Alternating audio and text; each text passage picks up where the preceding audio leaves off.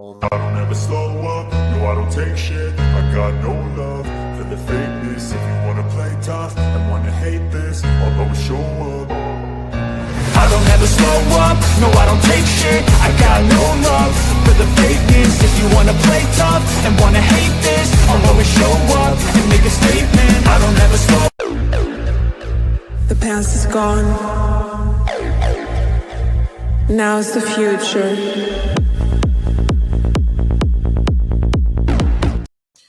Well, that WrestleMania started off hot, and by the time we got to the main event, welcome to another edition of the Weekly Review as we are reviewing WrestleMania 41 Night 2.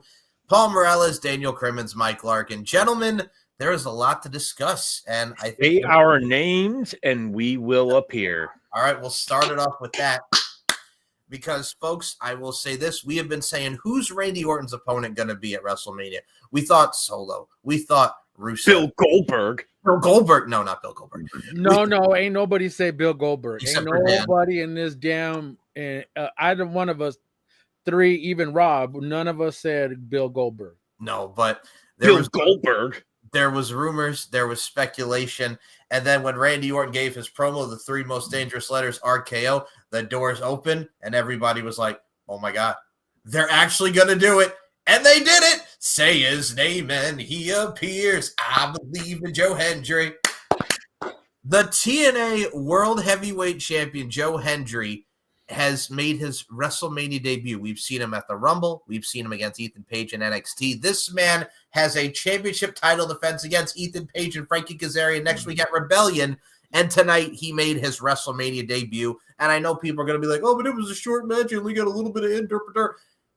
Okay. I don't want to hear anyone say that WWE and TNA, this partnership has just been... The TNA World Heavyweight Champion just wrestled at WrestleMania against one of the top legendary superstars in WWE history, Randy Orton. You never saw the WCW world title, on WrestleMania. Not at all. You never saw the ECW World Championship appear at WrestleMania. No. You've never seen another company's world title shown at WrestleMania. No, not at all. But I mean, appreciate it for what it was, guys. Right. With NXT, we got to see Joe Hendry and Ethan Page. We've seen Jordan Grace when she was at TNA there. We've seen Fandango. We've seen Moose. We've seen Fandango. We've seen so many people from the TNA roster and the Hardy Boys. Like, everybody has been there now. Like, it's great to see just this relationship. We mentioned AAA last night. But, y'all, I was excited that Joe Hendry, he did the pose, and then Randy Orton hit the infamous RKO out of nowhere for the 1, 2, 3. Then Randy Orton did his pose with the Legend Killer pose. He gave Joe Hendry another RKO after the match. Then he patted him on his back. The best way to describe this match for what it was fun. So, Paul Morales, I'll let you take it away. Randy Orton and Joe Hendry. Say his name and he appears. I believe in Joe Hendry. I said it last night that this man was going to be the one to come out. Although I said, yes, I want to nick all this because that was the one that made more sense, at least to me, and I'm pretty sure to all of us. We didn't want Solo. No. We didn't want Tama Tonga. We sure as hell didn't want Goldberg. Hell no. I think DC wanted Goldberg. I think in his mind, in his heart of hearts, I think he wanted Goldberg. Put it this way. I'm just agitating you, fool. You know I am. No. I see. Mike knows. Yes. I like fucking with people. Oh, he does. The bear. No. And to see the IWC lose their fucking minds if it had been Goldberg. It almost would have been worth it just for that. You got to admit, it almost. Oh, just for an RKO 1, 2, 3, and he's gone. But no, I mean this choice that we got, because everybody was like, again, speculation. But I look at it like this: it adds more to the TNA relationship. TNA at WrestleMania. I was so happy for Joe Hendry because I remember watching him in Grado in TNA in 2018 when he first debuted there, and how far he's come since then. And then his second tenure in TNA up to the World Heavyweight Championship route. Like, it was great, and I think he's going to be a great addition when he gets to NXT even too. Indeed. And beyond that, like, then this is, I'm gonna go on a soapbox for a second, and this is what I love about professional wrestling. Genuine emotion. You can't fake that, and you could tell the second he stepped out onto that stage, he was struggling to hold it in. Oh man, he was in it, man. The nerves and everything, the adrenaline was going. I loved it. He looked like he was there, just kind of soaking everything in. And Randy, it was kind of weird to see Randy like, okay, I see this, and then he's like looking around, looking at the crowd, how they're reacting to it being Joe Hendry, and he's like, okay, I see the hype on this, I see the hype on everybody here. But come on, man, you can hear the cheers through my speakers. I know y'all heard it loud and clear through yours. So we know, people know who he is. It is not a secret. TNA is not a secret anymore. WWE has that partnership with them. It started with Jordan Grace back a couple years back. Then we ended up getting Joe Hendry. Now we already talked about this relationship by how many people are already coming through. WWE.com has his name. It says, say his name. He appears WrestleMania. Dude's got a shirt on WWE.com. Yep. That's how it vested. Dude, you can't tell me that this relationship just goes one way. No. This relationship is now officially a two-way thing. We've seen NXT wrestlers go over there. Pretty soon, what we're going to get is AJ Styles going over to TNA to face somebody. I don't know who it is going to be, but hey, personally, what I would love to see, I would either love to see AJ hold the TNA World title one more time, or hold the X Division title one last time. Because who was the first X Division champion? Wasn't it AJ? Yeah. Well, yes, it was. It was. So I think it would be appropriate. And honestly, he said he's done in like another year, 2 years. What if his very last match ever? Thank you for paying the cat tax. What if y'all don't know, this is our mascot right there? That's Mr. Jackson. Yeah, Mr. Jackson. Ooh, I am for real. What if AJ's last match is at a Bound for Glory pay-per-view? Hey, hey, we got Bound for Glory later on this year, so I can't think of a more storybook ending. At least if he's gonna wrestle for at least another year, a year or two, or just this contract, and then that's it, then I'm all for it. I would love to have him have the X Division Championship. Hell, I would love to win the TNA World Championship. Give me him and Eddie Edwards.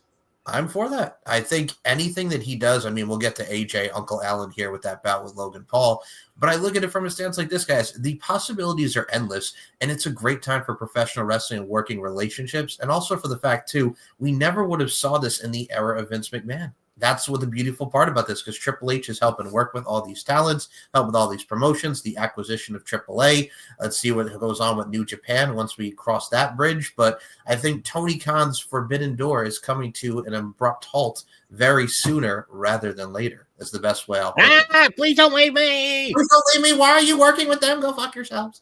But it's one of those things where I was so happy for Joe Hendry and the work that he's done. And it certainly does showcase a lot of great talent. So speaking of great talent, we also had another return as Becky Lynch, which I know this is a shocker for everybody, was the mystery partner for Lyra Valkyria as she took on Liv Morgan and Raquel Rodriguez. What I love about this too as well is, first of all, it was great to see Becky back. The finish made sense of Becky pinning Liv Morgan with the manhandle slam due to the fact that Liv beat her last year in the cage in their rivalry. So it continues that, I'm going to say this right now. I think we're going to see something similar with the Bianca, Jade, and Naomi storyline, that Becky was the one who took out Bayley, and then Becky's going to turn on Lyra, and then we get their feud for the Women's Intercontinental title. And with the result of tonight's victory, Becky and Lyra will be taking on Tatum Paxley and Gigi Dolan this Tuesday on NXT for those Women's Tag Team Championship. I enjoyed it. I think for what it was, yes, it was short, but it was the right outcome for Becky to come back and win with her girl Lyra. Dan, take it away. I think what you do, Okay. I would not be shocked if they drop the titles on NXT. Ooh, and have them lose right to Tatum and Gigi. I think, it would get more people, more eyes on NXT. And I think, you'd say, well, why? What's the story? Think about it. Who took Becky out? Liv. Yep. So Becky is going to do whatever it takes. Takes Bayley out. Well, yeah, and also you have to look at it, too. Like, Lyra is the one who beat Becky for that NXT Women's Championship. Mm-hmm. I think you can let it marinate for a little bit, but I wouldn't, I don't see it being a bad thing if they drop them on Tuesday. I don't think of it as being a bad thing. Yes, we could get that turn, but I think it's a little too quick, but it wouldn't hurt them to just do it right away. It wouldn't. I mean, because look great. I think if it were maybe Metaphor, who's like I think I believe I had mentioned this in our prediction show when we were specifically talking about the women's tag team match to be number one contenders for those women's world tag team titles.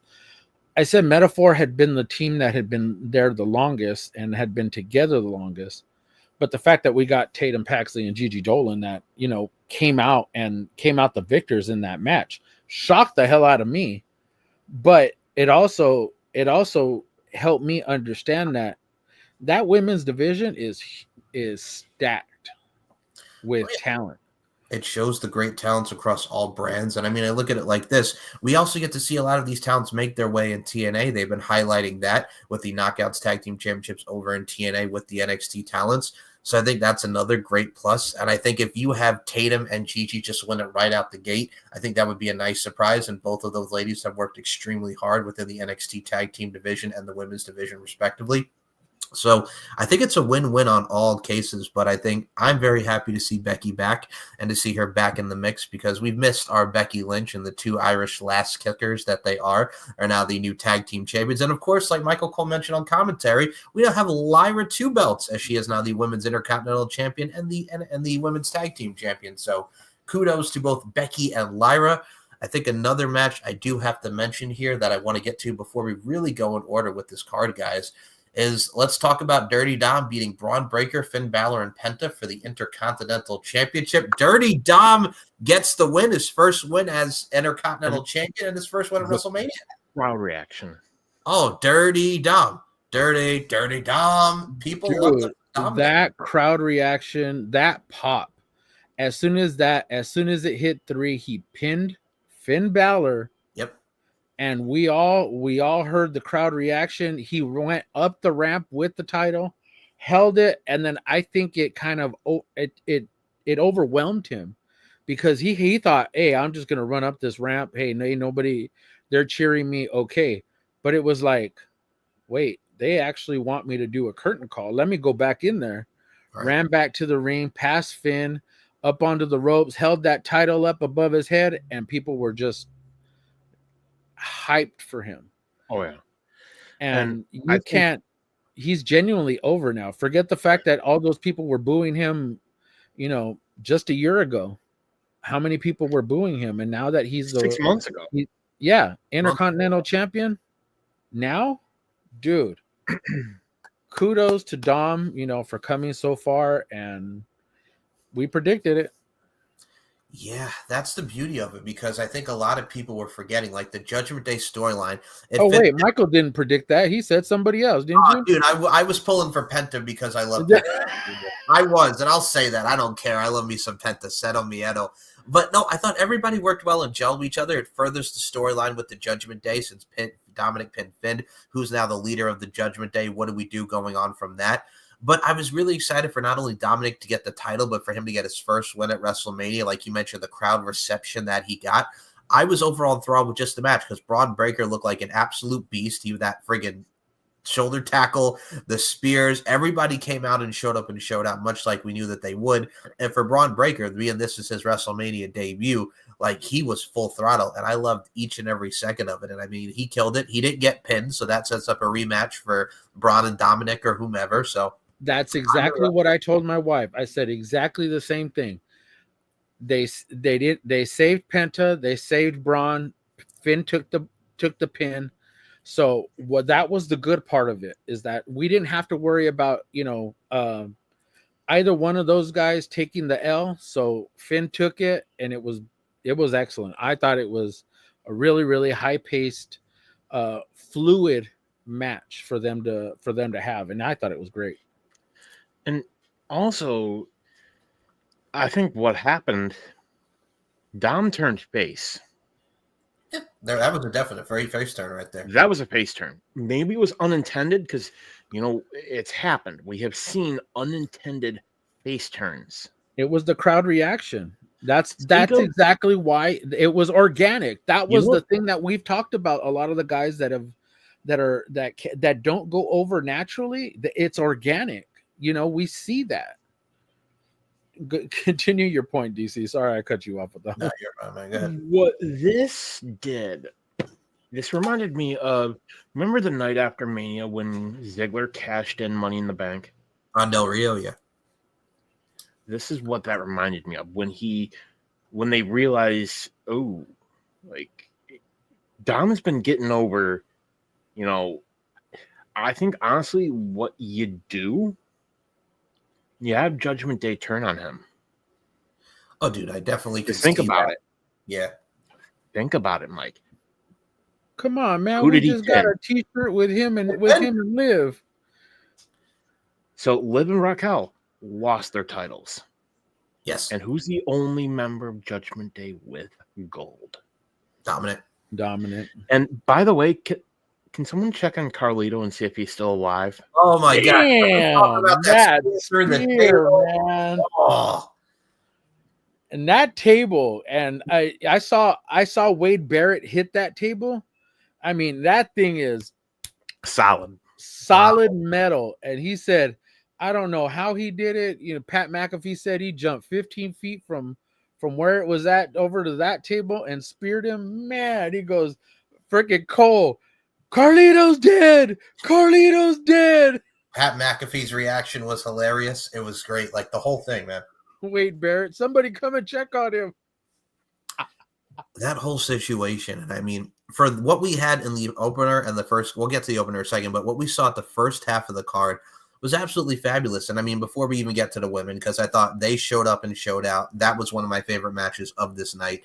We got to talk about Drew McIntyre and Damian Priest. That Sin City street fight, my gosh, the Future Shock DDT on the steps, the shots that they took with chairs and tables and fighting all around the ring, the ending sequence, what the old school turned into Damian Priest going into two tables, and then the Claymore kick with the chair to the face for the 1, 2, 3. The right winner went over. Drew McIntyre avenges last year's loss at WrestleMania, and I think both of these guys really showcased why they are two of the top guys in the business right now, both respectively in the tag team or respectively singles-wise.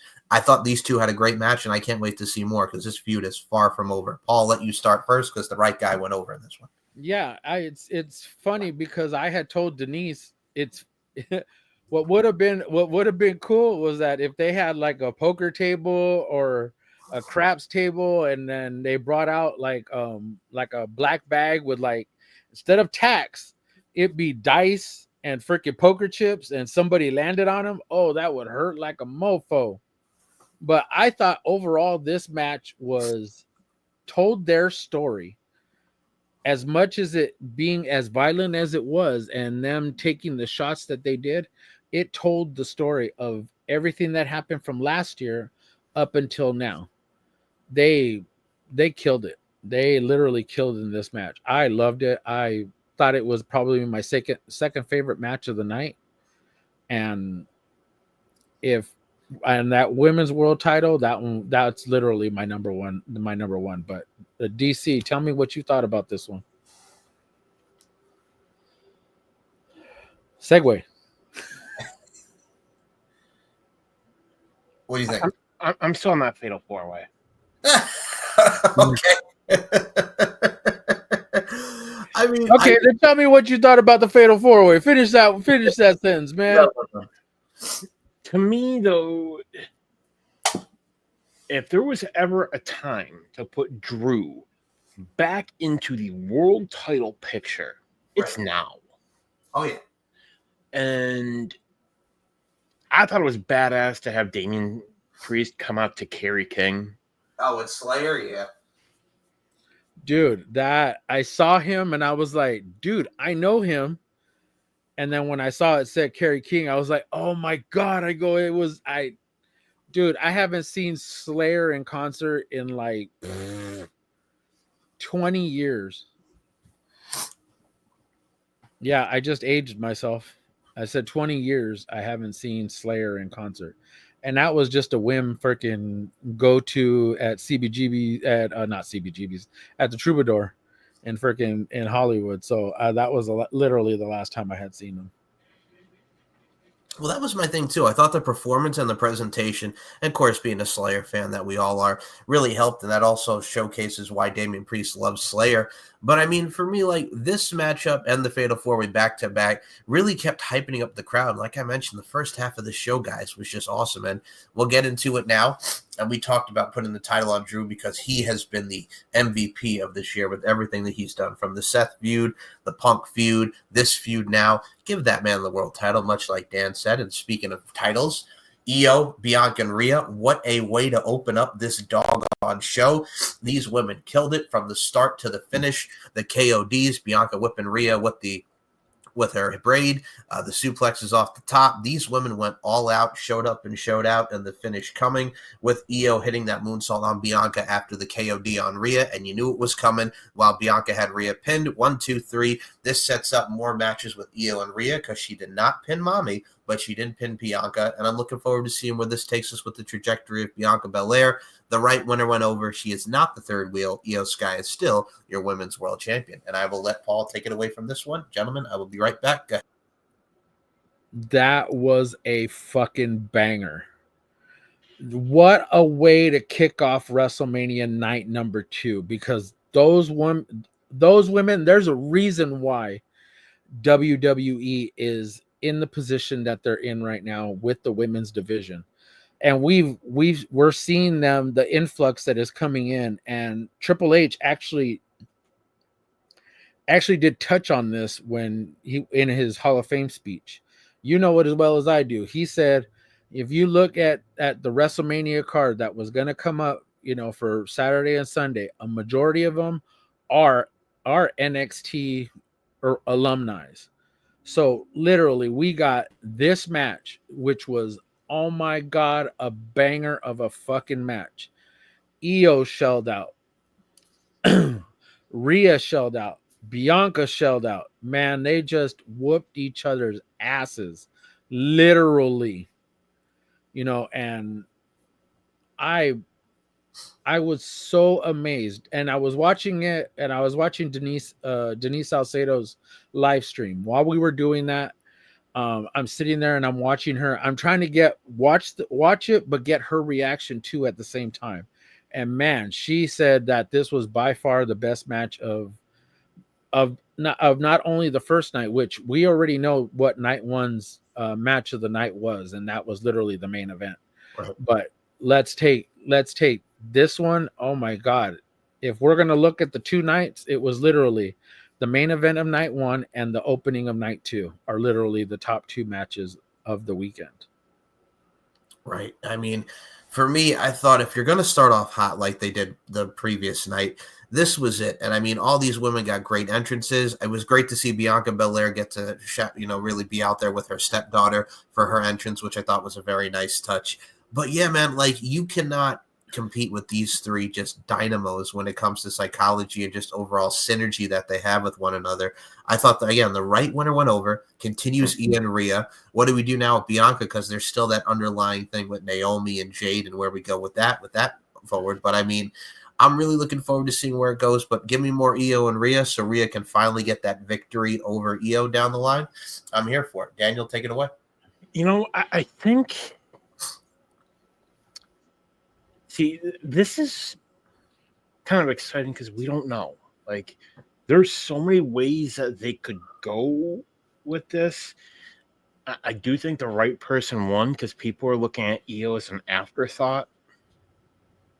Thought, oh, well, she just won the title just so, Rhea didn't have to pin Bianca, or Bianca didn't have to pin Rhea. The fact of the matter is Io is so freaking good. She has been for years.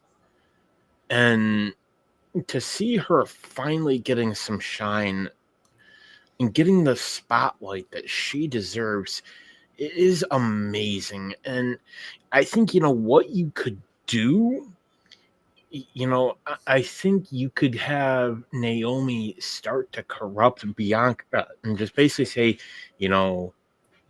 I told you needed me.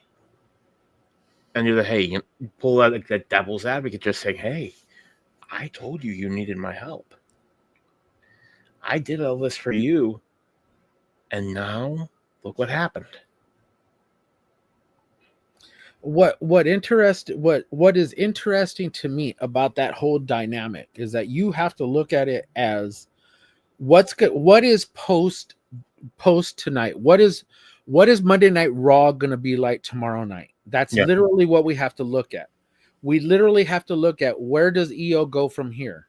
Where does Rhea go from here? Where does Bianca go from here? Bianca's over on SmackDown. So if we're going to look at it, okay, let's kind of fast forward to 1, tomorrow night, and 2, Friday night SmackDown. So let's go to Friday first, because that's where we have to kind of look at it in this aspect.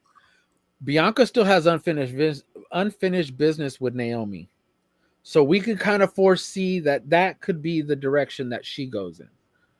She won the Royal Rumble, yes. She got her chance at the title, yes. But we have to look at, there's that triangle that's going on SmackDown between her, Naomi, and Jade. Right. Now, let's look to tomorrow night. Where does Rhea go from here? Rhea didn't take the pin. So we have to look at it as, okay, does she eventually get her match? Does she eventually get a match? I don't think that you have to put her in that title picture just yet. Yeah, she didn't take the pin, but Io is so damn good right now. She is so damn good right now, and she should just she needs other people to feud with, not just Rhea and not just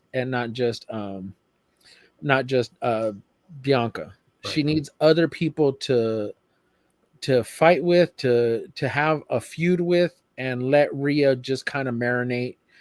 She's better at chasing the title than having the title. At least I think so. Give Rhea Money in the Bank. And have her chase it that way. Okay, I like that. And she's never been the Money in the Bank. But I think with the trajectory, like you mentioned, tomorrow and Friday, this whole show makes us want to see where we go tomorrow and Friday. And much like Dan mentioned at the beginning, that's the beautiful professional wrestling and storytelling in the art form and the craft. So I think for me, with wherever you go with them, I'm looking forward to it. And speaking of something that I was looking forward to, and I enjoyed the match, the finish, it made sense. But Logan Paul and AJ Styles, Logan Paul never ceases to amaze me, as much as he is an absolute douchebag. This match I enjoyed. I thought they both worked their butts off. I thought Logan was the cocky heel, the braggadocious heel, with AJ Styles being the veteran babyface, just absolutely mollywhopping Logan Paul at times. I thought the finish, like we've seen many a times, business manager Jeff goes to give the brass knuckles to him. But then here comes Karrion Kross, who has been like the devil's advocate, trying to tell AJ Styles, hey, man, showcase your evil ways, hit him with the brass knucks. And AJ Styles did not do that. He got the right hand across his face, and then the pulverizer, that back suplex into an inverted DDT for the 1-2-3. Logan Paul gets a huge victory over the veteran AJ Styles. The match was fine. The match was served its purpose, and Logan Paul gets a big win in the process. Paul, I will start with you. Are we eventually going to get a tag team with AJ and Karrion? I mean, because it seems like what Karrion is trying to do is that he's trying to transform AJ into not just a heel, but to have those heelish characteristics. Yeah. But not fully turn him into heel, because AJ is beloved. We already know that.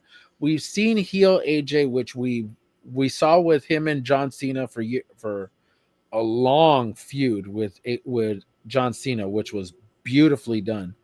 And I just think if you go back to that, I don't know if people are really going to be like, beat up John Cena, like they used, like he was doing before. I don't know if we can go back to that, but I would love to see AJ and Karrion as a tag team, but to do something where they bring out the best of each other, to make them a great tag team.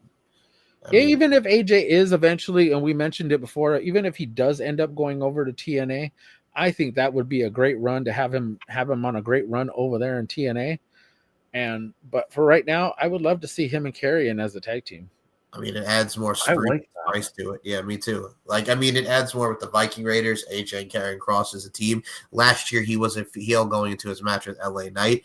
If you add some more layer, and I think if you add much more layer into it with Styles and Kross, you got Kross, who is the, much more like the Jake Roberts type, the mind game type of vibes to it, and also is a badass wrestler. And you got AJ, who is his own entity in a way. I'm really looking forward to seeing what they do as a team. I like the idea that you've put into the universe. So I got to ask you, Daniel Crimmins, your thoughts on Logan Paul and AJ Styles? Yeah, I think ultimately it was the right call. Because, Logan is one of those guys that he's so easy to hate. And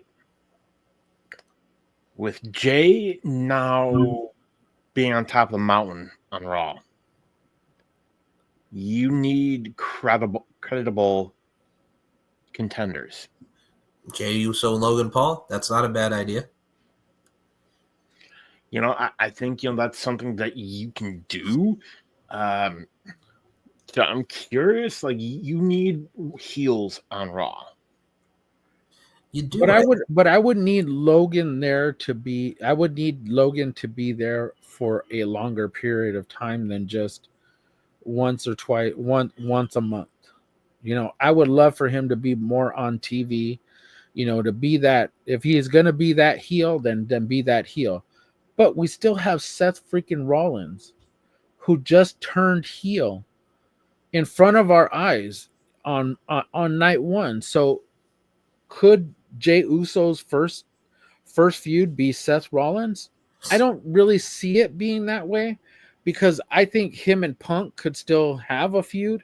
Yeah. And Roman's over on SmackDown. I don't know if they're going to bring him over just to be like, you have to continue this stuff. If we're going to get a Seth and Roman feud, or we're going to get a CM Punk and Seth feud. It's really up in the air with them. But as far as who Jey Uso's first opponent should be, I think Logan Paul would probably be the best bet. Easily.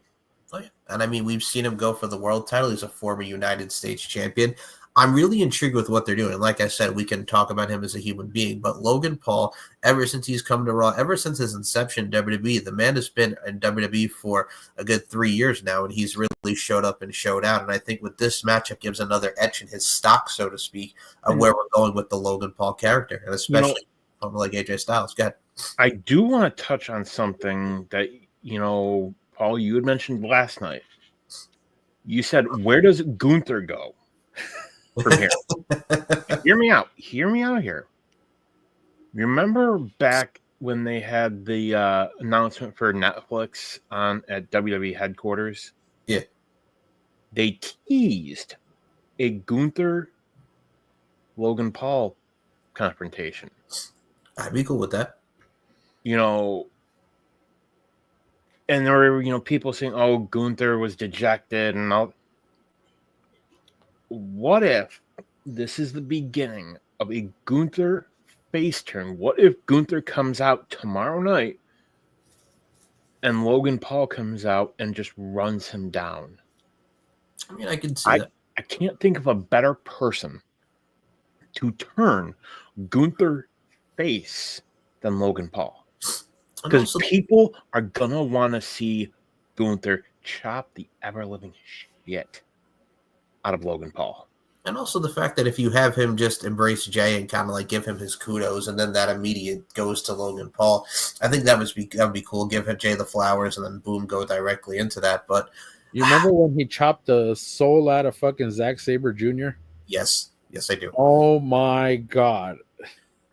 I remember. I don't even know where Zack Sabre Jr.'s soul is, but I mean, I know it was chopped the shit out of him. Has it.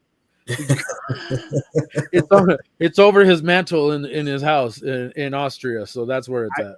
I remember when he wrestled Sammy Guevara. Oh yeah, that was another one. And like watching Sammy's vlog, you see his chest is just black, and Sammy's mom just says, "Who hurt you?" And he said, "It's a guy named Walter." I believe Ilya Dragunov is actually supposed to come back sometime soon. I know they did a vignette of him not too long ago. I think it was shortly around the Royal Rumble. Mm-hmm. Yeah. So it was either after the Royal Rumble or sometime around the Royal Rumble time. I know that they did a vignette about him and how he's working to come back. We can run it back with Gunther and Ilya Dragunov. But you know what? Interesting enough, listening to Busted Open this morning, because that's my ritual, is that I listen to Busted Open pretty much every morning. Mark Henry, the great Mark Henry, actually said that it would be interesting on what Gunther would do next. Now that we're discussing night one, now that he doesn't have the title, about Jay coming out at the end of the show, him and Gunther, he calls out Gunther. They have unfinished business. What we got in night one was pretty much the straight up match. He still owes Gunther that ass whipping. Yes, I mean, like a literal ass whipping. He said he was surprised that there was no blood last night. He was very, very surprised that they didn't have at least a little bit of bloodshed, or Gunther, it was at least cut open to where he was at least bleeding some, and then to have Jay kind of choke him out. That would have been a little bit more of a poetic justice. You wouldn't have had to. I don't think you would have needed to have him come out on Monday, tomorrow, and have a confrontation with Gunther. But I think there's still a little bit of unfinished business. I think Gunther would come out, kind of say something, about Jay, and then Jay come out. I don't want Jay to come out through the audience. I would like Jay to come out from the back rather than through the audience and through everything, because I don't need everybody eating for like 4 hours before he actually gets into the ring. Right. So, I need him to come to the ring and just have this one-on-one, face-to-face confrontation. And if he says, fine, you know what? We can do this tonight. I'll put my bet up on the line. We could do it right now. We ain't even got to wait. Yeet. Yeet. But that's you have a fighting champion. I'm sorry, Dad. You also, to answer a question from last night, we weren't sure if Gunther had ever tapped out before. One other time. Ilya. Ilya's the only other person to do it. Yeah. And I mean, if you can run that back on the main roster like we saw with those NXT UK championship matches, I'm for it. And I mean, with Jay, I'm sure we're going to get the celebration, much like when Eddie won the United States title with the balloons and everybody eating. I think we go directly into, I would love to see, like you mentioned Seth, you mentioned Logan, you mentioned a Gunther rematch. that brings the excitement level to where Jay goes within his title reign. And for me, I think him getting his flowers rightfully deserved after 15 years, much like we mentioned last night. But I think the possibilities are endless, and this brings us to the great follow-up. That man was drunk on the red carpet. Oh, my afterwards. goodness. That man was drunk in the freaking press conference. He was talking, him and Jimmy were talking to Denise Salcedo. Go watch her. Go watch our girl, Denise Salcedo. Go watch all her vlogs from last night's red carpet. Him and Jimmy were already intoxicated. He had his glasses on. His Yeet glasses on. Man, he over there like this, all with his little swag on. But man, he was 3 sheets to the wind. Oh, he was gone, man. There's one thing I need that to happen Wheatley. tomorrow. I'm gonna need Gunther to yeet. To quote the late great Nelson Frazier, aka Big Daddy B, I gots to have it. Well, what we gots to have. Can't tell me you don't want to see it now either. Oh, I've got that mental picture in my head that you mentioned it. I will say this: what we gots to have, and both of these nights of wrestling, like I said, everybody worked their buns off, but they worked their buns off to tell this story that we're about to get into. John Cena has now captured number 17, beats 18. Cody. Okay, 18. Is it 18? No, it's 17. It's this one over here because it's the 2 damn titles in one. Oh, all right, whatever. Go 17. to WWE.com, you'll see it right there. You got to go with the technicality. He's over here. It's the Universal title and the Universal and the WWE title. I will die on WWE that hill. Championship. All right, it's the same thing. It's Anyway, undisputed and all this other stuff. Anyways, go ahead. So the title match: John Cena and Cody Rhodes. Gracias. Yes. Grande Americano versus Jay. Make it Juan Cena. Oh, Juan Cena. So we get Cena and Cody Rhodes. This matchup: John Cena coming out, no spectacular entrance, No yeet. black and white, just going down the ramp. Cody comes out with the motocross like it's friggin' Travis Pastrana in the X Games. I really enjoyed the presentation. I enjoyed what the story they were trying to tell with John not giving a damn, just going in slow motions with the shoulder tackle and the protoplex and the 5-knuckle shuffle sequence. They did their thing. It was what it needed to be with the near falls. But the only surprise that came out of this, because we were expecting a big thing, like I had mentioned, have Stone Cold beat up The Rock, Travis Scott. I got that right. But there was nothing. Like there was 2 ref bumps. Travis Scott came out, hit the crossroads, got the crossroads for him, is rightfully so, because he said he deserved a receipt. And then they have the meeting in the middle where Cody and John's like, because he mentioned on SmackDown, Cody, you have to make a choice. Do you want to do things the right way, or do you want to make the most of your opportunities and be the bad guy? Cody hesitated. John Cena kicked him in the ding-ding. Again, much like we saw in Elimination Chamber, the title shot to the head, and then here comes Chad Packen getting his ass back in the ring. 1, 2, 3. John Cena wins. And after that, I just felt like, ugh, because there's got to be a payoff to this, and I want to see what said payoff is. But this much Dan and I touched upon before Paul came on the air, very underwhelming. That's my thoughts. Dan, follow up with it. I don't know what the reasoning behind Rock not being here. He's got his own freaking jet. He could have easily have done it. He's probably over there with New Japan for all we know. Nah, he's in Hawaii from what they said. I know he was in Hawaii. I saw the video. But would not be shocked if I still say there's something going on there. Yeah. But back to the point. And here's the problem. Cena was struggling to stay a heel tonight. Oh, yeah, you can tell. He was really struggling. Even after the show ended, he was holding back tears. Mm-hmm. And rightfully so. The man has been doing this 25 years, and 20 years, 21. He's been doing this a long, long time. Oh, yeah. He has given so much to the business, And the last several years, look who he put over. He got mollywopped by Solo. Yes, he did. He put Austin Theory over clean. Right. The old Cena might not have done that. No. But case in point, I was expecting a little bit more. You know, for a moment there, I can't. When Travis Scott first came out, I don't know. Part of me was kind of thinking, wait, are they going to pull a swerve and have Cody turn? I thought that came into my head too. Same thing my wife said. Like, I think that would have been. What if he turns? What if he turns?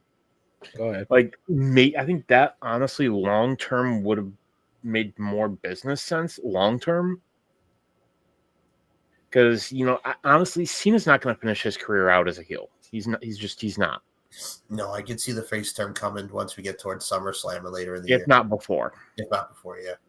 Because the problem is the crowd reaction that Cena got. It was not the boos that they wanted. No, it was a lot of cheers. So, and even Cena didn't know how. You saw he didn't know how to respond. Right. And then he also played to the crowd like the heel does, but also at the same time too. And I think Paul mentioned in our chat, it's very reminiscent to Hogan at WrestleMania 18 and that whole dichotomy there. And I mean, I look at it like this, man. Like Paul made the joke, like, Cena, Cody's out there wrestling it himself. I mean, John Cena did the typical axe handles off the top. Cody came back. It was very much a old school type feeling with this matchup, very much reminiscent of like the NWA in the 80s. No, the AWA. Get it right, man. Right, you got with that AWA. Can you man. call yourself a wrestling fan? Oh, stop it! With your AWA. I don't even watch And if AEW. you have no idea what I'm talking about, follow my friend Mr. Moses Marquez, because then you could catch all our episodes of the Retro Rewind on his channel. On his channel, yes, AWA and your Super Clash. Cheap pop. Anyway, that's the beauty You're of welcome, Moses. it showcased the psychology of where we would go going towards wherever we're going to go on Friday, because I'm even intrigued to see how they follow up with this. I mean, I'm intrigued with the main event of last night. Tonight was just Cena holding up Travis Scott in the hardcore title that he was holding. But yeah, I think Travis Scott getting the receipt that he deserved. They followed up on that. No Rock, no big little oomph to it, but it was just whatever. I think you have to go back hardcore title. Go for hardcore title that they're selling replicas of for $1,400. I saw that, yeah. Oh no! It's on sale for $1,200 tonight. Oh wow! Tonight only. Oh wow! A whole $200 off.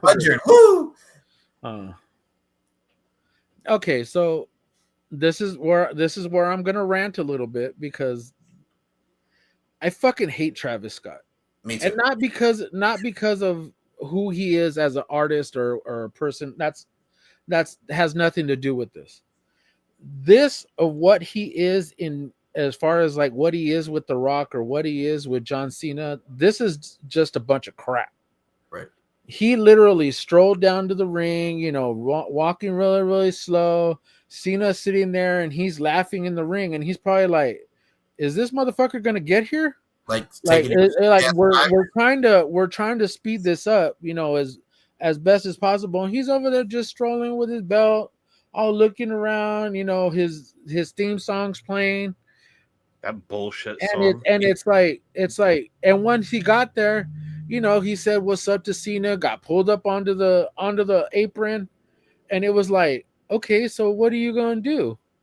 He didn't do anything other than the crossroads that he took was horrible. It's like he went to slap freaking Cody, and that was horrible. Like, dude, didn't they teach you anything? Like, I understand that everything is predetermined. We can go with that, but still, you slapped the shit out of him at back then, and bust his eardrum when you weren't supposed to hit him in the ear. You were supposed to smack him in the face. Completely missed his face and hit his ear. Yeah. Gave him a black eye when you weren't supposed to freaking hit him in the eye. It's like they got to teach him something, at least some sort of way to hit somebody, even if it's just a false hit. Even if they're going to block it and then they're going to punch him, learn that. Teach him that. John is a veteran of 25 years. You can't tell me that, and The Rock, you can't tell me that nobody went out there to say, hey, guess what? You should do this. This is what you should do. Teach him what to do.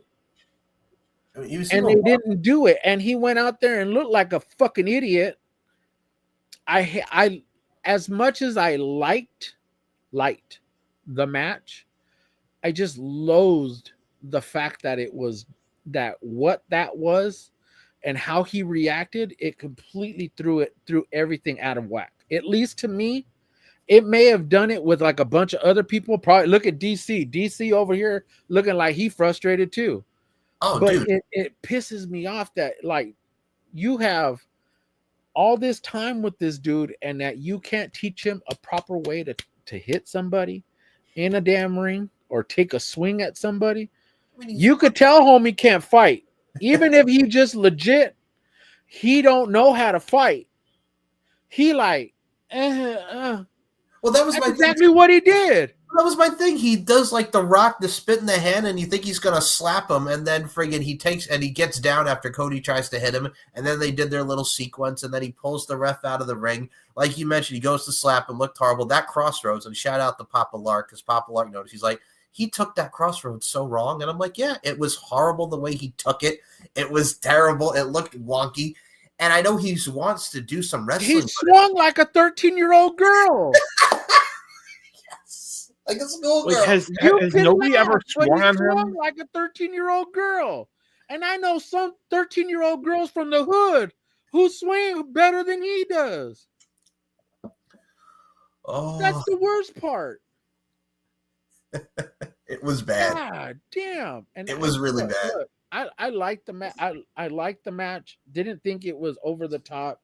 It was telling the story. Yes, it was. We already know how stories are told in the ring. But as much as we had already predicted what the outcome was going to be, we already said John Cena was going to get number 17. At least that was what I was kind of hoping for. I figured we would get 17, get some sort of explanation as to what he's going to do next. Maybe Randall is the one that actually, changes his mind to say, you ain't going nowhere. We have unfinished business. And then at Backlash in St. Louis, we get this guy versus Randall. I'm fine with that. Oh, throw that one back. Give me that one back. Oh my God, give me that greatest hits all over again. I am here for it. I'll take it. Here's what you do. You have Cena come out on SmackDown, call himself a legend. Ooh. You have Orton come out and just say, you think you call yourself a legend. Well, let me reintroduce you to myself. Let me reintroduce myself. I'm Randy Orton, Legend Killer. And then he drops Cena with the RKO. Oh, shoot. I like that. I like that a lot. I mean, this is what I want. I want Randy to be the one to take it off of him. Yes. And it happened at Backlash for fuck's sake. And to him win it, fucking Randall to take it off of him at Backlash, and have him win it in his hometown, and have him win it in fucking St. Louis. You imagine the pop he gonna get? Oh my God! As soon as he takes it off of him, because really, if the whole premise was for John to actually win 17, he doesn't need to carry it that long. No. What if he loses it at 17, then we get the face turn at some point in time because The Rock's going to be disappointed. I gave you the opportunity. I gave it to you. You gave it to you on a platter. Why couldn't you do this? Then we could eventually get that face back from heel to face and people be happy. And, do we get him and The Rock? No, but we can get him and maybe Seth Rollins, at some point in time, because if we do get that alignment between The Rock and Seth and Paul Heyman. Look, I'm just planting all the seeds for everything right now. You know what I'm saying? I think this is my garden. So many options here. This is my garden. I'm just planting all the seeds. I think that's the main thing too. Is like you have so Hold many on, let me options water everything. You know, with Randy Orton, with Seth. There's so many ways to go with this, and what I really like about how you guys put that into fruition as well. If you remember in 2017, his last WWE title run only lasted 3 weeks before he lost it to Bray Wyatt in the Elimination Chamber. So John doesn't need to hold it that long. And I mean, he got his WrestleMania moment. You weren't going to have him lose his last WrestleMania. So I think the slow heel turn for the next few months. especially with the streak he had been on, where he Oh, hadn't my won God. at a WrestleMania. Yeah, he hadn't won, like they mentioned, a decade. The last one was And they said the last time was like 2010. I believe it was the last time he won a singles match at WrestleMania. So yeah, well, 2015, the U.S. title. or Then 2015. Yeah, 2015. So here's a couple issues I said 2010. I'm long. that I have with this whole Cena run here. The videos came out of him at WWE World, and the party, pre-show, after-show party, what have you, and of him being all chummy with the fans. Yeah, that should not have happened. Oh, it's like when he was with Daniel Cormier and getting interviewed and was all chummy with Daniel Cormier. Yep. Shouldn't have happened. It shouldn't have happened. You shouldn't have had Because him do any appearances. None. But I get why they had him at WWE World, because this is his last time, and I get it, his last WrestleMania, you're gonna make your appearances. But I would have liked for him to bust on Pat McAfee's show up on Busted Open and do some, hate on Bully, hate on freaking Mark. No, wait, hold on. Don't hate on Mark, because Mark, if you hate him, he gonna hate on you, and then all of a sudden we're gonna have Mark Henry back in the ring wanting to whoop somebody's ass. So never mind, he gonna bust out the salmon back in the Hall of Pain. You know what I'm saying? And you don't want it to be for real, because Mark will beat your ass. Right. Much like Haku, Mark Henry will beat your ass. Mark has even said he still, keeps in shape. Oh, that it's funny because he had talked about how there's a difference between being in shape. Well, he was talking specifically about The Rock. There's a difference between being in shape and working to tone yourself and tone up the muscles, and then there's being in shape in ring shape, because you need that cardio. You need to have that cardio under your belt. If you ain't running on the treadmill, or you ain't running out on the streets, and then taking those bumps, you're not in ring shape, and that takes longer than just a couple of months. You can't run that back. That's the reason why the Undertaker, when he said that he was going to do a match, he wanted to take not just a couple of months. Shit, that man wanted to take 9 months to try and train for a damn match, because the match that he wanted to do with John Cena at in New Orleans, he said, I was ready to go 40 minutes with John Cena. And all Vince told him was like, oh, well, you're only going to go out there. I just need 5 minutes. He goes, looked at him. He's like, oh, hell no. He goes, I didn't train for a 5-minute match. He goes, no, you're just going to go out there and squash him. He went to John. He goes, yeah, I just need you to go out there and squash me. He's like, oh, fuck no.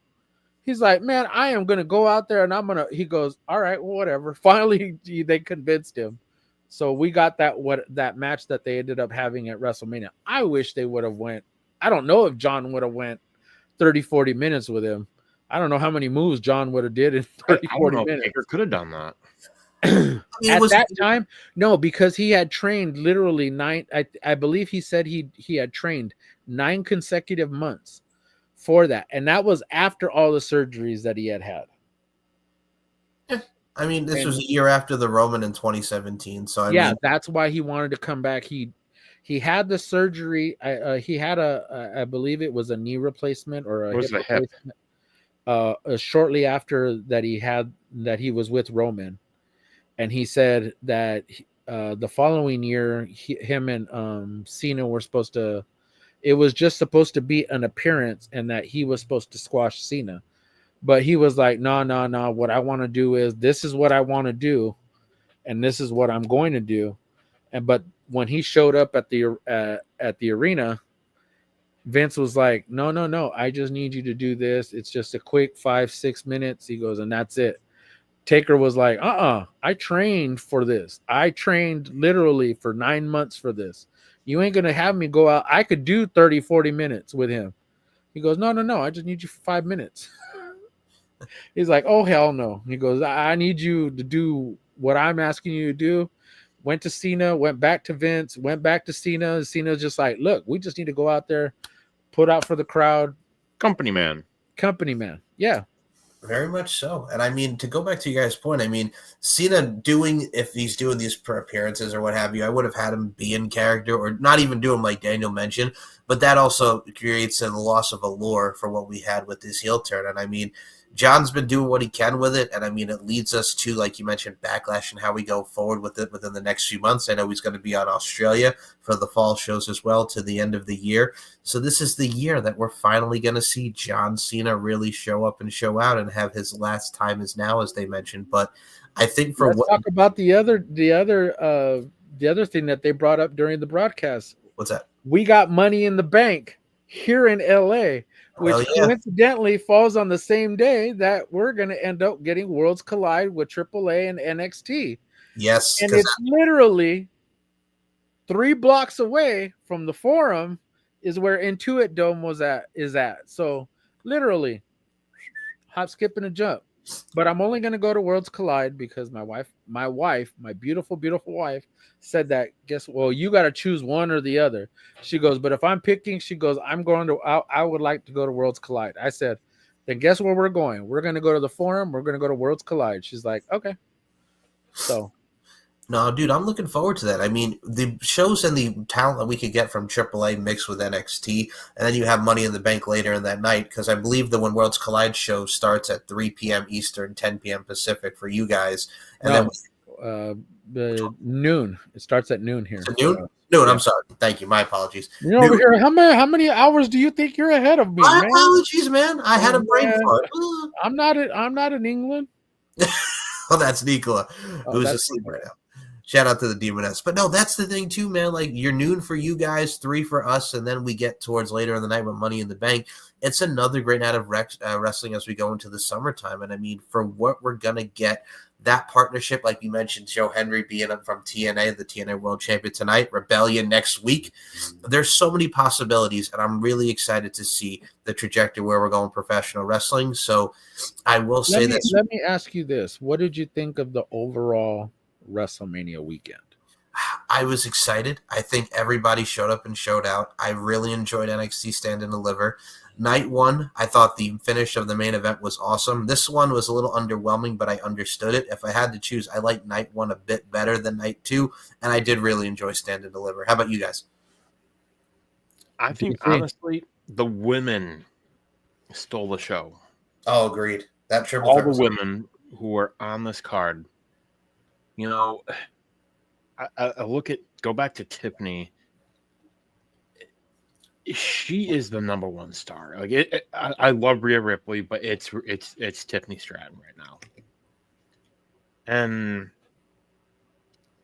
Charlotte's not going anywhere. We know that. But I think they're at a point where if Charlotte showed up to Raw tomorrow night and told Triple H, "Hey, I'm done. I'm retiring. I've got nothing left." Right. We'd be okay. We would. I think with that match, yes, was it sloppy in spots, but I think them two together really enhances Tiffany and Charlotte, giving her that nod of respect. Everything told itself in a great storytelling moment, because that's, again, what WWE is, the storytelling mix to what we get with the presentation of the match.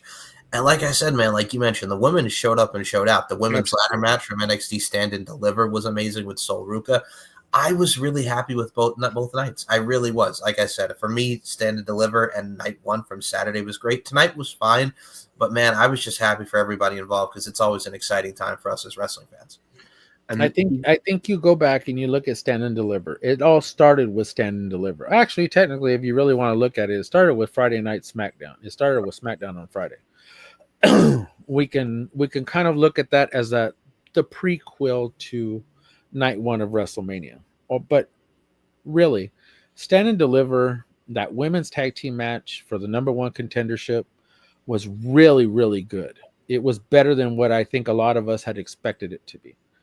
Then going into the main card, really the standouts were really Ricky Starks and Ethan Page, which was an excellent match. We had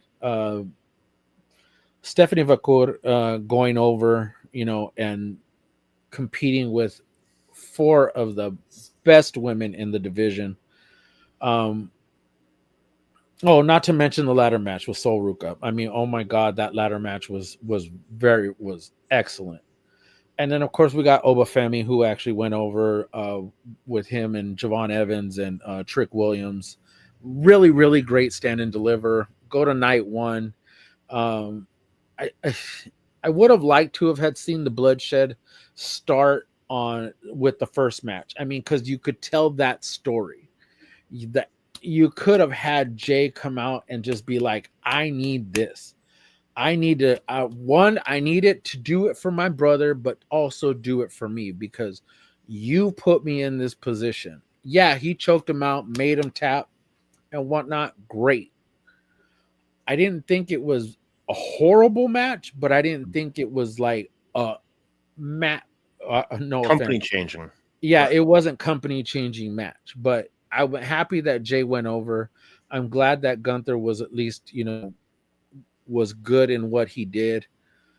We can go through that card and say probably the best match of the night was literally the main event. Okay. And if you go to night two, no, take that back. If I'm going best matches, I have to say LA Knight and Jacob Fatu. Sorry, my baby. She loved Jacob. But that I think that one would be my first, would probably be second of night one. You can go to night two. Of course, we can just kick it off with that women's title match. Oh my God, it was freaking excellent. The IC title match for the men. Oh my God, that was off the hook. But literally, I got 4 matches literally from WrestleMania that I can talk about all day long because those are the ones that are really the most memorable to me. What say you guys? That's the thing too, man. For me, I have to go the women's triple threat. Jay and Gunther. I would definitely, just because for the surprise of Joe Hendry. I love that Randy Orton spot. John Cena and Cody was fine, but if I had to pick, I think for me from NXT Stand and Deliver, that main event, Oba, Javon, and Trick. From NXT, from WrestleMania Night 1, Jay and Gunther. The main event, Seth Roman and Punk. I would also probably say from Night 1, I really did enjoy. Man, it's tough. Jacob and LA Knight, and then I would have to go to this one. I'd have to go the Fatal 4-Way. So much like you, Jacob and LA Knight, the world. And I have to give a shout out to Naomi and Jade. I mean, because Jade was very, very still not great, but man, they went out and shelled out. I mean, that'll be another. She's better than what she was before. And I love that she is taking that they're working with her so much. TJ is doing an excellent job with her. TJ is doing an excellent job, teaching her just the fundamentals, because that's really all she needed to start with. And everything else will kind of fall into place. And that's one of my other favorites for the night, because them beating the shit out of each other. Oh yeah. Black girl power. You know what I'm saying? I feel you. I think that's the beauty of it. Much like Dan said, it makes room for improvement to get better, that being Jade, and working with a veteran like Naomi. So I think everything fell into place. And I mean, it was kind of, for the build, it was kind of meh. But once we got to said shows, it was worth it. It really was. It was an emotional roller coaster ride of stuff that we all enjoyed. We can just talk about the surprises, like we mentioned, Becky and Joe Hendry. But everything really showed up and showed out. It's WrestleMania weekend. You really can't beat it. Go for it, DC. I would have done differently. Okay. With Jay versus Gunther. After Jay won, yeah, Jimmy was there. I would have also had Jay's son out there. Okay. I would have loved to have had Rikishi out there. Exactly. I think that would have been the one that took it over to that next exactly. Level. I think that would have been something. I don't know. I just was expecting one. And by the way, that whole Haku spot was not planned. No, he just But took that it. was beautiful that he came walking out. Well, now, Yeah. are you going to stop Haku? No, it may not have been planned by WWE, but for Haku, Yeah. who's going to stop him? Come on, that was beautiful. You It have to was, admit, and it was. you can tell like Jacob. Every so often, somebody comes along, and there is just something insanely special about them. You know, Jacob is one of those guys where like he is real. Like his experience, like he is somebody that, you know, when you need someone to do TV appearances, to talk to kids, like he's your guy. Like he can tell these kids, be like, hey, I made bad decisions. You know, and he's even talked about it. Like he said, you know, he made mistakes. And you know, in this country, we love seeing we love as fans second chances. We love seeing people, you know, who have been dealt a crap hand in life come back. We love that. You know, but as far as matches of the weekend, you know, NXT main event I think was one of them. You know, and by the way, Obafemi was the only world champion of all their brands to retain. Yep.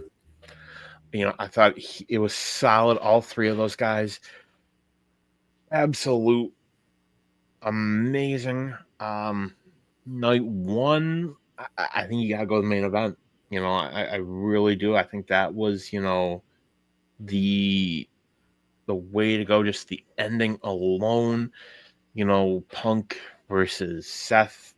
You know, we went from saying, you know, they need to be done with this to now being like, well, this got interesting again. But now we have, you know, where do Roman and Punk go? Because they, you know, they did share that look with each other, like, what just happened? Well, you could tell that they were distraught. Yeah. Exactly. You know, that was good. A night two, you know, the IC title match, what I thought what was great.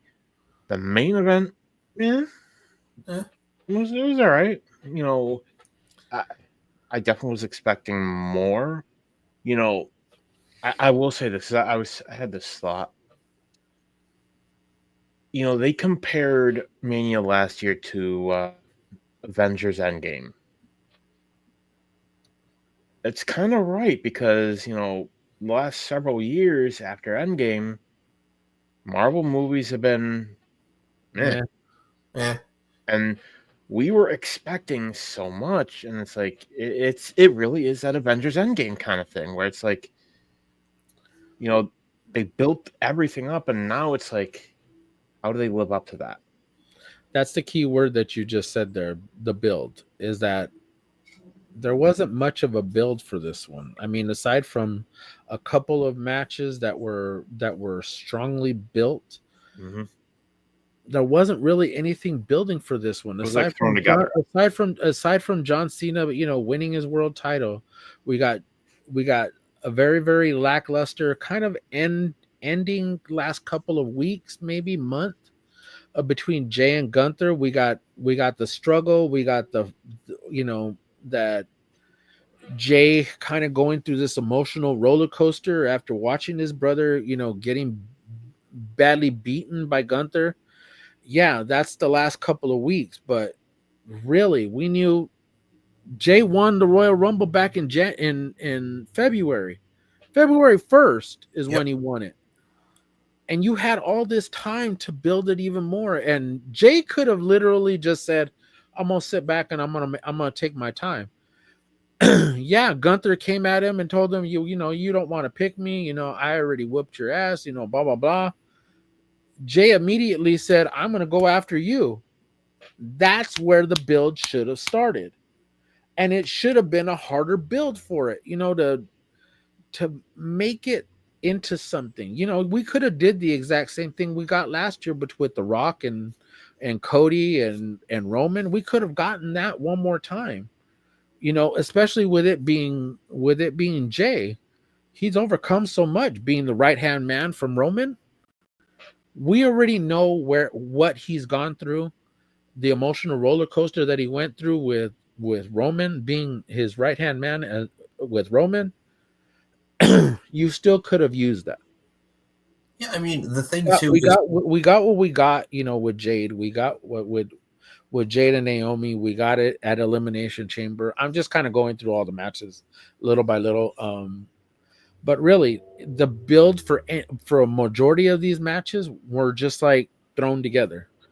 There wasn't no build. It was just like, here, let me put these on the mat on WrestleMania. Let me get a little quick 2-week build. Ta-da!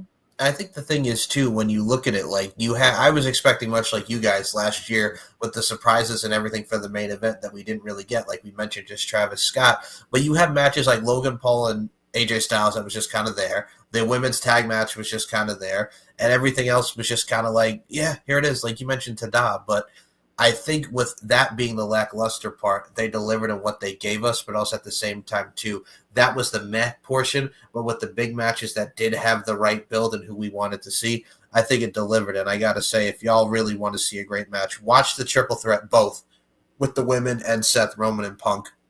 Watch the Fatal 4-Way because Braun Breaker and Pentagon Jr., this being his first ever WrestleMania, had a stellar performance, much like Rey Fenix did with El Grande Americano. So that's MVP stuff. Who's right not there. Chad Gable? Was not Chad Gable, but that's the MVP, man. That's what makes WrestleMania special. Even some of the throwaways, they work their butts off, but it gives you a great trajectory of where we're going to go on the path to Backlash now and where we get towards the next Big Four. So, but I think the highlight of the weekend was literally AAA being bought out by WWE. Yeah, and it's like, and I see the backlash from it, and it's like, understand, Triple H isn't buying them. This isn't like Vince, gathering together all these territories. That's not what this is. It's literally an established company, and I think I tweeted like it was more so y'all gonna feel like a bunch of idiots. I said when y'all find out that Dorian Pena. And Pena were the ones that came to WWE looking for financial, were wanting to. I think they're still gonna run it. It's not like, hey, we're getting rid of you. It's the acquisition of a company. They're just trying to help them out the same way they're doing with TNA. And at eventually some point in time, yeah, I think WWE is going to buy TNA, but it's not Triple H. Triple H has nothing to do with that. This is what Paul tweeted to Chairshot Sports about loving the people out here. Oh my God, Triple H is going to monopolize the wrestling industry. And Paul wrote to this, I'm so fucking tired of seeing all the Triple H hate online from these bitch-ass hoes of the IWC. Triple H does not buy companies. He's not fucking Vince. Y'all gonna look like a bunch of dumb fucks if it were Roland and Pena who came to TKO and WWE with an offer to buy them. So, yeah, y'all should know first. And I will say this, if we have Vikingo showing up at WrestleMania, we had so much, like, there's still a lot going on. Now, I think there are probably going to be some people from AAA that they're probably going to cut. Del Rio. I was just going to say that. Del Rio. And, but I will say this. Highlight of this Mania is we never have to hear that stupid song. Fiend. Ever. Fiend. Say Ever. his name and he appears? Oh, No, sorry, Fiend. no. Friggin' Travis Scott and that Fiend. But yeah, I gotta say, y'all, everything was just a great weekend, a lot of fun, It was fun. especially with these two knuckleheads over here, as y'all call me a knucklehead, but these two knuckleheads talking WrestleMania, doing our first two lives. We'll do more in the future for many of these post shows of these fine pay-per-views, but definitely go back and listen to all the weekly reviews. Forgive my nose and my friggin' sniffles over here, and also you got the cat tax, so you got a little bit of the cat in there as well. So you're welcome, Daniel Crimmins. You're welcome, our little mascot. Right, Mr. Jackson, always being our forever mascot. hell to the yes. So with that being said, before we close this thing out, and everybody go back and watch WrestleMania and for all the shows. And I will say this, actually, I'll have one thing before we close this out. I saw Sabu and Joey Janela. For the love of God, why is he going into barbed wire tables and chairs? At 60 years old. At 60 years old, Sabu was out of his fucking mind. Like that, he needs to be done. Like that's it. Supposedly that was his last match. Thank God. And like, what was that gear? I don't know. Just Sabu, get your 60-year-old ass done and just not go through barbed wire anymore, please. And also, of course, I have to mention it. Brody Lee Jr., little Brody. Oh, yeah. And they were there. Him and his mom were at WrestleMania, so it was good, and it was great. Oh my God, go back and look at Cody's freaking IG or Twitter or whichever way you want to look at it. Chris Bay was at WrestleMania with his girlfriend Brittany Brooks, with Brody Lee's wife, so Amanda. Yes. They were there with with Brody Lee Jr. So it was great to see them. Cody was the one that was greeting them. I thought that was beautiful to see Chris Bay at WrestleMania just enjoying himself. Excellent. Especially when if you go onto her IG, you could see, or her Twitter, you could see her son popping big as soon as Joe Hendry came out. That's what it's all about, my friends. Moments and memories created, and moments and memories yet to be created. So Buddy Lee Jr., don't leave me. I'll pay you. So we'll get to more of him this week. I'm sure we will. That's our impression of Tony Khan, if you haven't. Yes, for those that want to know, that is our Tony Khan impression, which I'm sure we'll be talking about Tony and probably Moxley versus Samoa Joe at the AEW Double or Nothing as we get closer to that event. And we'll get to that during the week. But with that being said, before we close this thing out, Paul Morales, where can we follow you on the social media fronts, good sir? Name is right there, the Dead Man of RWT. Of course, you can find me on X. Look in my bio, you can find my link tree, and in there is all the links to all of my social medias, TikTok, Blue Sky, X, obviously, since you're there, and YouTube, which we do this fine show, and I am starting to upload them all, so please come and follow me. Please come and follow us. Also, the RWT Facebook page, I continue to keep not plugging them because obviously I'm a dumbass, but also go over and follow my friends Kicking Out at 2, our friends at Kicking Out at 2 podcast. You can go find them also on X, and of course you can follow them on YouTube. Please go follow them, my friends. I love them. Tori, Mike, blessings to you. Mr. Daniel Crimmins, my brother from another mother. The floor is yours. Pundit is recorded. I just got a little bit of editing to do. Should have that done sometime later today, as it is now Monday morning. Kicking it with the TSK boys. We are going to be recording later tonight. Tonight, because it's technically Monday now. We will be reviewing both nights 1 and 2. I don't think the boys were as fond of me as I was. I enjoyed it. It was fun. Yeah. Check us out. Mike's going to put the links everywhere. I know Moses was not too fond of the show, so I can't wait. He's never fond of anything, especially that AWA show. Which you can find on Smart Mark Radio on YouTube. If you can go find him, Mr. Moses Marquez, you can find our shows there too. Oh, by the way, sorry, my bad, but Mr. Daniel Crimmins, I cut you off. Yeah, go ahead. My bad. But you can follow all that man on those social medias. That will be down in the links below. And of course, that man on the very, very other end, my brother from another mother. Hey, Michael Larkin, where can we find you, my brother? So if you want to follow this fine program, it's the S&M Network Show's YouTube channel. We are at 1.22 subscribers. Keep it going up. We appreciate y'all that interact and really subscribe and like with this fine channel. You can check out old episodes of the Max Wrestling Podcast featuring this guy and this guy over here doing our thing.